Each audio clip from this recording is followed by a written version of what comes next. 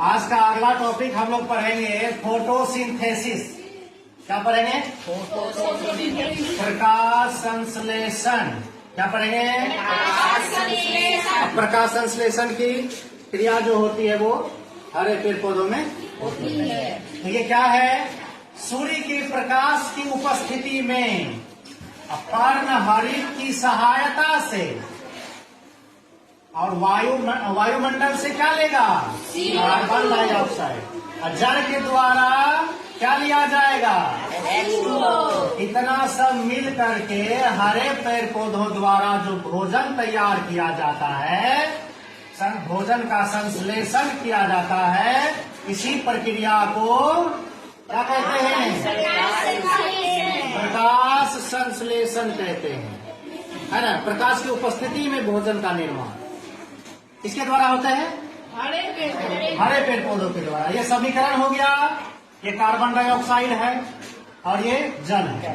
सूर्य का प्रकाश मिल गया और पत्ता में क्या होता है? ये सब मिल करके, है ना, ये क्या है? रिएक्टेंट्स हैं। ये अभिक्रिया में भाग लेता है और ये जो बन गया ग्लूकोज, क्या बना? हाँ, ग्लूकोज। और ये क्या बना?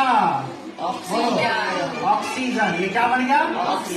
ऑक्सीजन। ये उत्पाद हो गया, प्रोडक्ट कहते हैं। क्या बोलते हैं? हाँ, आई बात समझ में? ये जो 6 लिखा हुआ है, 6 और यहाँ 6, ये बैलेंस करने के लिए, समीकरण को संतुलित करने के लिए लिखा गया है, जो कि आप लोग हायर क्लास में पढ़िएगा। इसका स्थान कहाँ है? साइट। प्रकाश संश्लेषण का साइट कहाँ है?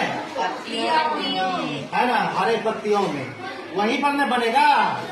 और नवोद्भिद तना, मतलब नया पौधा जो होता है ना, उसका तना भी हरे रंग का होता है। उसमें भी प्रकाश संश्लेषण की क्रिया होती है।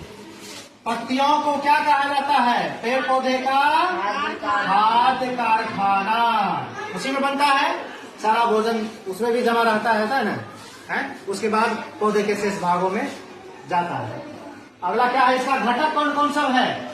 प्रकाश संश्लेषण की क्रिया का घटक क्या क्या होना चाहिए? सूर्य का प्रकाश होना चाहिए, पर्णहरित होना चाहिए, कार्बन डाइऑक्साइड होनी चाहिए और जल। आएगा समझ में? इसका क्या महत्व है?